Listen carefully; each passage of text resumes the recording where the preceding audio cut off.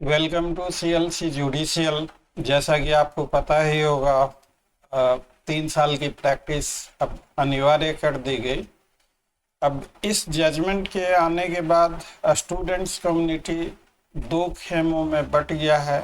एक तरफ तो वो स्टूडेंट्स हैं जिन्होंने इनरोलमेंट करा रखा, उनको लगता है कि जिन्होंने इनरोलमेंट नहीं कराया है वो आउट होंगे, और इसलिए जो है उनके लिए यह गोल्डन अपॉर्चुनिटी होगी। और कुछ ऐसे स्टूडेंट जिन्होंने इनरोलमेंट नहीं कराया, क्योंकि पहले इनरोलमेंट की आवश्यकता नहीं थी इसलिए इनरोलमेंट नहीं कराया गया। अब जैसे उन्होंने पिछली बार इंटरव्यू दिया है लेकिन इनरोलमेंट नहीं कराया, या देर से कराया, 1 साल 6 महीने ही हुआ है तब, और एज उनका एक्सपायर होने वाला, तो उनके लिए वाकई काफ़ी समस्या हो गई। और इस जजमेंट के पक्ष में और विपक्ष में हर लोग वीडियो बना के डाल रहे हैं सोशल मीडिया पे।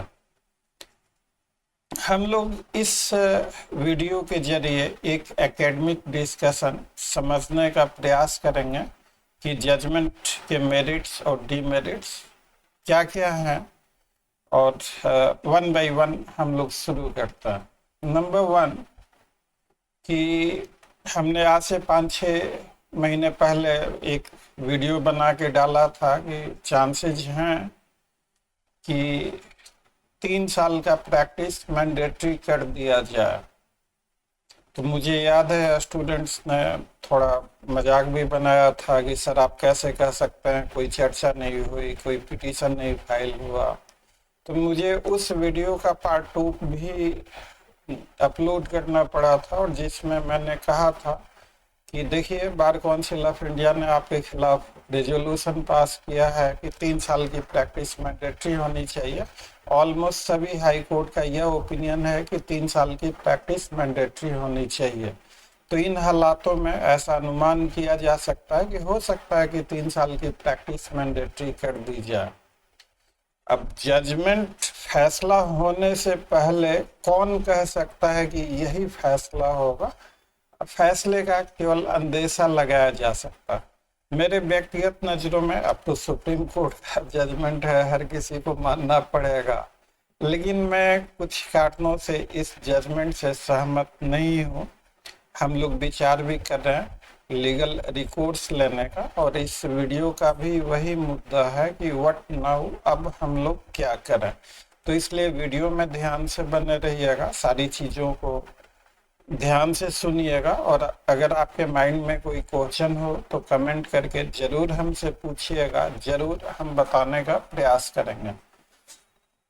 तो मैं इस जजमेंट से क्यों नहीं सहमत हूँ, तो देखिए पहले भी वीडियो बना के हमने कहा था, अभी आप देखेंगे एडीजे वाले एग्ज़ाम के रिजल्ट निकले राजस्थान में, आप देखेंगे कि एडीजे में मिनिमम प्रैक्टिस रिक्वायरमेंट 7 ईयर्स है, और जो स्टूडेंट क्वालिफाई किए उनका प्रैक्टिस 10+ ईयर्स भी था, किसी का 10 साल, किसी का 12 साल, ऐसे किसी का 9 साल।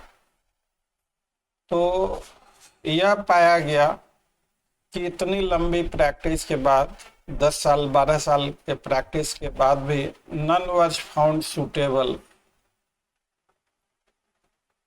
कोई सूटेबल कैंडिडेट नहीं मिला for the post of judicial appointment. बिल्कुल सही बात है। मैं इस पे भी चर्चा करूंगा। सवाल यहाँ पे यह पैदा होता है कि जहाँ 10 साल 12 साल प्रैक्टिस के बाद अगर कोई सूटेबल कैंडिडेट नहीं मिलता फॉर जुडिशियल अपॉइंटमेंट, तो 3 साल के एक्सपीरियंस से हमें क्या हासिल हो जाएगा? This is number one. Number two, कुछ हद तक यह ऑब्जर्वेशन भी सही है, चूंकि लॉयर्स का जो अप्रोच होता है, लॉयर्स अप्रोच, यह हमेशा वन साइडेड होता है। This is always one sided towards the interest of his client, या टिल्टेड होता है एक तरफ, यह बायस्ड होता है lawyers approach for the interest of his client. जो जुडिशियल अप्रोच है, जो जज जो है, जज इज ए न्यूट्रल अंपायर। जज का एक बैलेंस अप्रोच होता है, दोनों पार्टी को इक्वली देखना है ऑन इक्वल फुटिंग। तो लॉयर्स अप्रोच और जुडिशियल अप्रोच में जमीन आसमान का अंतर है। तीसरा, यह बात अपने आप में गलत है कि आप वकालत नहीं करेंगे तो अच्छे जज नहीं बनेंगे। ऐसा नहीं है कि विजडम ट्री सिर्फ वकालत में ही है। आप अब मैं इससे ज्यादा नहीं कुछ बोलूंगा, यह मेरा पर्सनल ओपिनियन है। थोड़ा सा मैं और डिसएग्री करता। अब देखिए, जो फ्रेश लॉ ग्रेजुएट हैं उनको लॉ ग्रेजुएट कहा जा रहा। तो देखिए, अगर 5 साल BA LLB करने के बाद, इंटर्नशिप, मूट कोर्ट और ये तमाम सारी चीज़ें करने के बाद, अगर हमारे यूनिवर्सिटीज, हमारे प्रोफेसर्स, हमारा एजुकेशनल सिस्टम अगर इन तमाम चीज़ों के बावजूद भी अगर रॉ ग्रेजुएट प्रोड्यूस करता है, तो हमें विचार करना चाहिए कि हमारा एजुकेशनल सिस्टम किस तरीके का है और कितना इफेक्टिव है। और चाहे जो भी हो, अब every man has his own dignity, और मैं नहीं समझता कि ऐसे शब्दों का प्रयोग हो, क्योंकि यह थोड़ा अच्छा शब्द नहीं है। और इस तरह से फ्रेश लॉ ग्रेजुएट को रॉ ग्रेजुएट कहना मेरी व्यक्तिगत नज़रों में उचित नहीं है। अब हमें यह भी विचार करना चाहिए कि आज का जो समय है, स्टूडेंट्स कोर्ट क्यों नहीं ज्वाइन करते, तो क्यों घर बैठ के तैयारी करते, जी जान लगा के पढ़ाई करते। तो जो यंग लॉयर्स की समस्याएं हैं, उन समस्याओं के निवारण के लिए कौन सी अथॉरिटी के द्वारा क्या क्या अभी तक किया गया, उससे कितने लोगों को लाभ हुआ, इन चीजों पे अगर हम चर्चा करें, आखिर क्यों कोई वकालत नहीं ज्वाइन करना चाहता। फर्स्ट जनरेशन लॉयर तो बिल्कुल ही नहीं ज्वाइन करना चाहता, वही लोग ज्वाइन करते जिनके फैमिली में पहले से इस्टेब्लिश लोग हैं। तो अब मैंने भी काफ़ी दिनों प्रैक्टिस किया, मैं भी फर्स्ट जनरेशन लॉयर ही रहा। तो अब क्वेश्चन इज दिस कि आप 3 साल वकालत करेंगे तभी आप अच्छे जज बनेंगे, तो मुझे नहीं लगता कि इस तर्क में कोई वैलिड ग्राउंड है। लीगलिटी की अगर हम बात करें तो देखिए, इस जजमेंट से अब एक तो 3 साल वाले हो गए जो इनरोल्ड स्टूडेंट हैं, जिनके पास 3 साल का प्रैक्टिस है। बहुत सारे ऐसे स्टूडेंट हैं जिन्होंने इनरोलमेंट नहीं कराया और उनका एज एक्सपायर हो रहा। जब तक वो 3 साल का प्रैक्टिस obtain करेंगे तब तक उनका एज एक्सपायर हो जाएगा। तो एज रिलैक्सेशन के बारे में नहीं सोचा गया।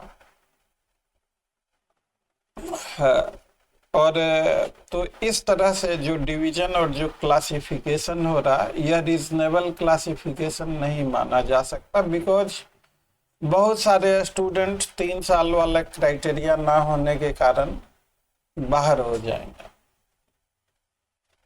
और उससे भी एक और भी लीगल मसला यह है कि जो स्टूडेंट एडवर्सली अफेक्टेड होंगे वो पार्टी नहीं थे, ना ही उन्हें पार्टी बनाना जरूरी समझा गया, उनका पक्ष न रखा गया न सुना गया, और उनके एब्सेंस में यह जजमेंट पास हो।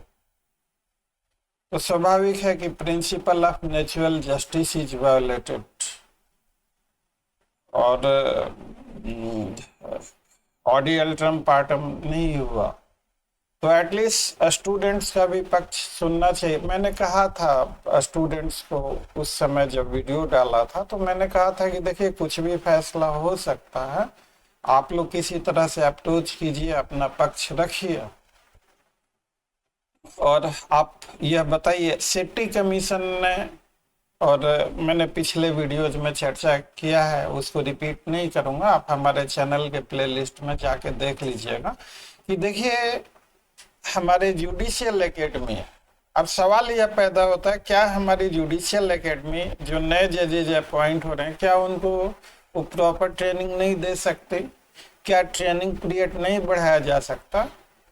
आपको अगर बेहतरीन जज चाहिए तो जो रेगुलर जजेज हैं, जो रेगुलर जजेज जो कोर्ट होल्ड कर रहे हैं, तो न्यूली रिक्रूटेड जो जज हैं हो रहे हैं, जो क्वालिफाई कर रहे हैं, तो उनको 1 साल 2 साल उनके साथ बिठा दीजिए, प्रोबेशन पीरियड लगा दीजिए।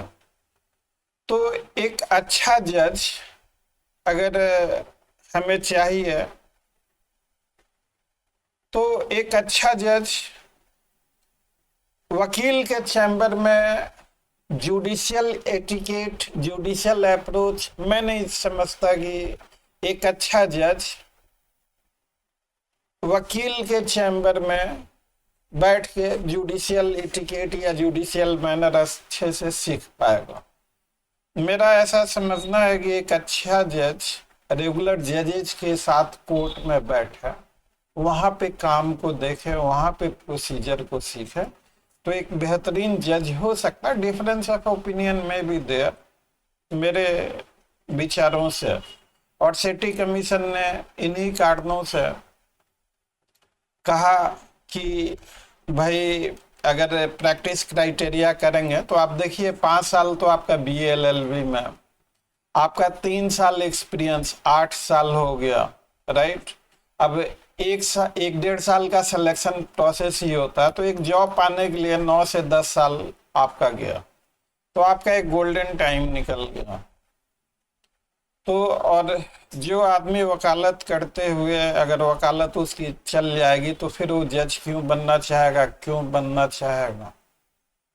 तो अगर अच्छे जजेज चाहिए तो मेरिट को आने दीजिए, मेरिट को मत रोकिए, अच्छे स्टूडेंट को आने दीजिए, और हम उन्हें सही तरीके से जुडिशियल एकेडमी के जरिए ट्रेनिंग दे के एक अच्छा जज बना सकते।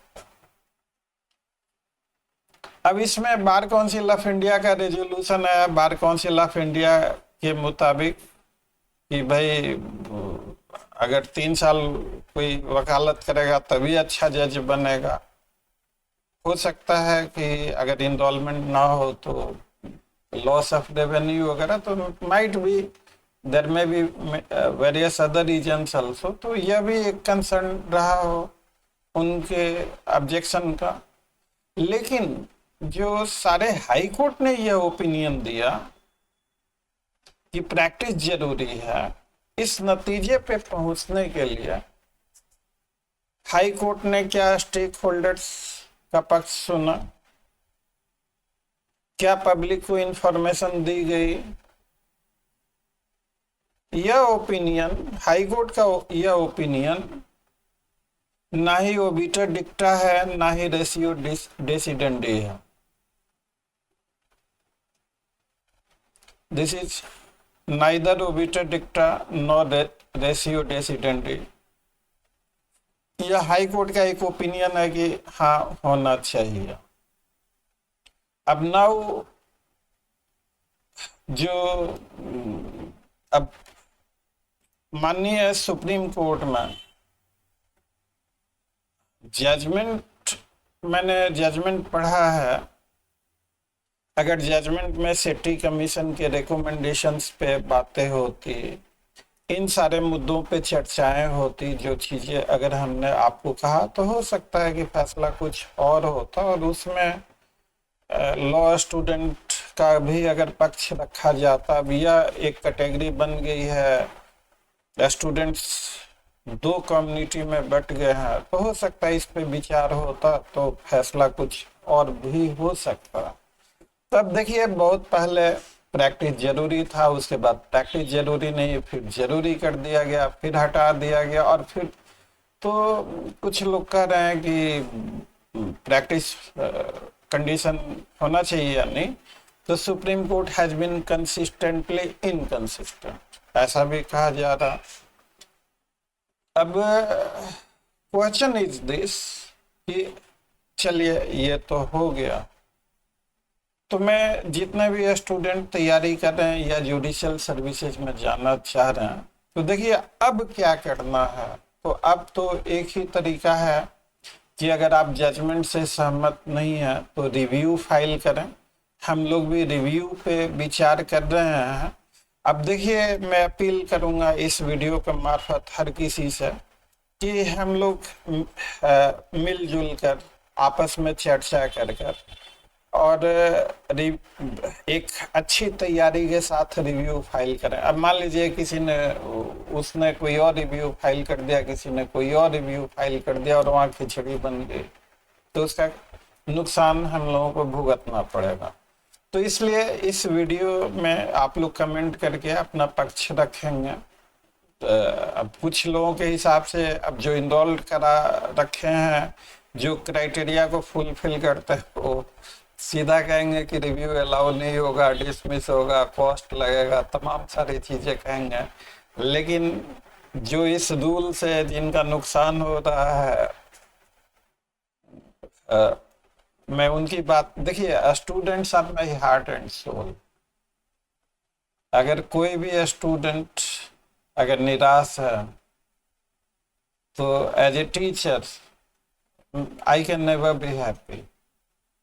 तो एक तो यह है कि रिव्यू हम लोग फाइल करें, एक दूसरे से जुड़ें, वीडियो में कमेंट करके आप वीडियो को ज़्यादा से ज़्यादा शेयर करें। This is number 1। Number 2, supreme court ने कहा है कि रूल फ्रेम किया जाएगा इस बाबत। तो रूल फ्रेम किया जाएगा, तो रूल फ्रेमिंग में एक जो 10 इयर्स स्टैंडिंग का जो एडवोकेट है वो एक सर्टिफिकेट देगा, और उस सर्टिफिकेट पे जो प्रिंसिपल जज इंचार्ज है वो काउंटर साइन करेंगे। तो इस वीडियो के मार्फत ऐसा इसलिए कहा गया कि सुप्रीम कोर्ट ने कहा है कि एक्टिव प्रैक्टिस में होना, यह नहीं है कि एलएलबी करके आप घर बैठ के तैयारी करें, ऐसा नहीं है। और आप घर बैठ के तैयारी करें और डेट ऑफ इनरोलमेंट से काउंट होगा, तो फिर जजमेंट में भी कहा गया है कि the purpose and object would stand defeated and frustrated. तो आप एक्टिव प्रैक्टिस कर रहे हैं कि नहीं कर रहे हैं, उसके लिए चेक एंड बैलेंस लगा दिया गया। और उस एक्टिव प्रैक्टिस के लिए 10 इयर्स का जो एडवोकेट है वो एक सर्टिफिकेट देगा, और उस सर्टिफिकेट पर प्रिंसिपल जज साहब जो इंचार्ज हैं वो काउंटर साइन करेंगे, तो वो एक एलिजिबिलिटी आपकी तब बनेगी। अब देखिए, जजमेंट आने के बाद बहुत सारे स्टूडेंट पूछ रहे हैं कि सर हमारा तो 2.5 साल हो गया, 3 साल होने वाला है, लेकिन मैंने प्रैक्टिस नहीं किया। कोई ऐसा एडवोकेट जो सर्टिफिकेट बना दे, मेरा एक्सपीरियंस सर्टिफिकेट बन जाए। तो अब ऐसी चीज़ों का मेरे पास कोई जवाब नहीं है। मैं इस वीडियो के मार्फत सिर्फ इतना ही कहना चाहूँगा कि देखिए, फर्जी सर्टिफिकेट फर्जी होता है। कल को मान लीजिए कि आपने इस तरह का जुगाड़ करके कोई फर्जी सर्टिफिकेट बनवाया है, तो और आपकी पोल आप ही के किसी दोस्त ने खोल दी, तो ऐसी स्थिति में आप पे केस भी दर्ज होगा, नौकरी भी जाएगी और जीवन भी बर्बाद हो जाएगा। तो मैं आपसे प्रार्थना करता हूँ कि इन चीज़ों में आप ना पड़ें। स्क्रीन पे हमारा फ़ोन नंबर भी है, आप हमसे मिल भी सकते हैं, बात भी कर सकते हैं, वीडियो में कमेंट करके अपने सवालों को हमसे पूछ भी सकते हैं। मैं I am always with you. I am always happy to help you. अगर मैं आपके लिए कुछ कर सका तो that would be my pleasure and I never retreat back. अब क्वेश्चन इज दिस कि एक्टिव प्रैक्टिस, तो पहले जब आपका इंटरव्यू वगैरह होता था तो चूंकि प्रैक्टिस वाज नॉट नेसेसरी, तो थ्योरेटिकल टाइप के ही क्वेश्चन होता था। तो आज ही मुझे ऐसा लगता है, पता नहीं भविष्य में क्या होगा, मुझे ऐसा लगता है कि अब एग्जाम का पैटर्न सब कुछ थोड़ा थोड़ा चेंज होगा। प्रैक्टिस, अगर 3 साल की एक्टिव प्रैक्टिस चाहिए और उसको काउंटर चेक करने के लिए 10 साल प्रैक्टिस का वकील सर्टिफिकेट देगा, उस पर प्रिंसिपल जज साहब साइन करेंगे, तो स्वाभाविक है कि अब जो आपका जुडिशियल सर्विसेज का एग्जाम होगा उससे प्रैक्टिस से भी संबंधित क्वेश्चंस होंगे। आपने जब कभी इंटरव्यू दिया तो जाते के साथ ही पहला सवाल होता है कि फिलहाल अभी आप क्या कर रहे हैं, तो यह सवाल फिर होगा और आप कहेंगे कि तैयारी कर रहे हैं और प्रैक्टिस नहीं कर रहे हैं। अब आप कह ही नहीं सकते। अब लेकिन अगर आप प्रैक्टिस नहीं कर रहे हैं और वहां बोल देंगे कि प्रैक्टिस कर रहे हैं, तो फिर आप समझिए कि वो लोग, ऐसा नहीं है कि आप उनको झांसा दे दें।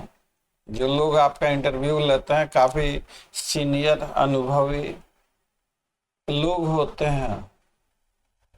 तो जैसे जब भी आप इंटरव्यू देते हैं तो जाते के साथ ही पहला क्वेश्चन होता है, yes mister so and so what you are doing now, अभी आप फिलहाल क्या कर रहे हैं। तो स्वाभाविक है कि सर प्रैक्टिस कर रहे हैं। अब सवाल होंगे क्या प्रैक्टिस किया, कौन से केसेस किए, उस केस में क्या हुआ, और अगर बात झूठी है तो आप सीधे सीधे बेनकाब होंगे। तो इसलिए मैं आपसे अपील करूंगा कि आप कोर्ट जाना शुरू कीजिए। आपको किसी तरह की कोर्ट जाने में कोई समस्या आती है तो आप मुझसे संपर्क कीजिए। पटना और दिल्ली दोनों जगह मैं आपकी कुछ न कुछ व्यवस्था करा दूंगा एज मच एज पॉसिबल। और अगर आप सर्टिफिकेट बनवा लिए और प्रोसीजर नहीं जानते हैं तो कहीं ना कहीं आप पकड़े जाएंगे, और फिर आपका सर्टिफिकेट भी जांच होगा, उसकी भी इंक्वायरी होगी। तो अब रूल किस तरह के फ्रेम किए जाएंगे, मैं सभी स्टेक होल्डर्स, स्टूडेंट, आप सभी से अपील करता हूं कि अथॉरिटी को हम लोग एक मिलजुल कर एक, आखिर यह कैसे, किन आधार पे एक्सपीरियंस सर्टिफिकेट बनेगा, कैसे बनेगा, क्या रूल्स फ्रेम होगा। अब मान लीजिए कि वकालतनामा मांगा जाए, तो अब सवाल है कि जो स्टूडेंट 1 महीना पहले LLB पास करके आया, उसकी पूरी वकालत 1 महीने 2 महीने की,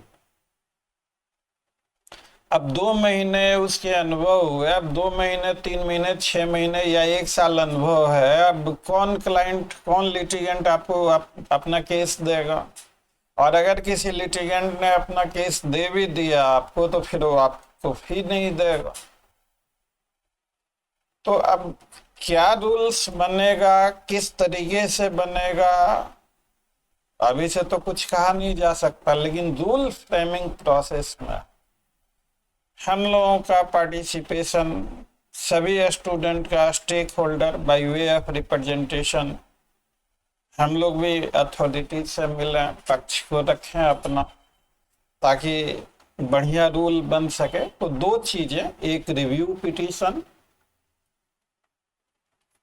और दूसरा participation into rule making process, into rule framing process. तो अब देखिए, हर जजमेंट के कोई भी फैसला होगा तो जिन्हें सूट करेगा वो उसका समर्थन करेंगे, और जिन्हें सूट नहीं करेगा वो एग्रीव्ड होंगे। तो ऐसा कोई फैसला हुआ ही नहीं आज तक जिस पे किसी को एतराज ना हो। अभी प्रैक्टिस करेंगे तो सीखेंगे आगे को। तो आज तक दुनिया में कोई ऐसा फैसला नहीं हुआ जिस पे किसी को एतराज ना हो। तो हर फैसला